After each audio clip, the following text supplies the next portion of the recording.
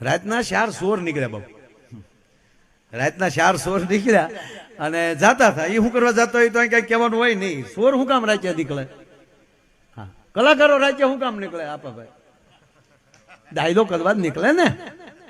હા, એક જેન્ટ્સ ખમા એક ઈ ને 2 વગાડવા વાળા 4ની ટીમ હોય જ.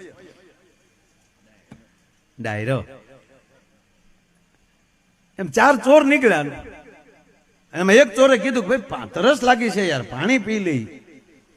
તો ઓલો કે ગામમાં જાય છે ને, સામું જ ગામ દેખાય છે, ગામમાં જઈ ને પાણી પી લઉં. જો ચોર નહીં નિયમ હતો. ઓલા ચોરે કીધું કે એ ગામમાં પાણી ન પીવાય, જે ગામમાં પાણી પીધું એ ગામમાં ખાતર ન પડે. બાપુ બારવટિયા ગામ ન ભાંગતા. ખુમારી તો જો કે ખબરદારી ગામમાં ગળાય, ગામના રોટલા ખાધેલા છે. જતી પણ જીવનારા હતા બારવટિયા. જેવી તેવી વાત નહોતી.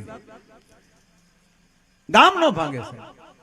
એટલે આ ચોરે કીધું, જોરુ બાપુ બેઠા કેવું લાગે મને. વાહ વાહ,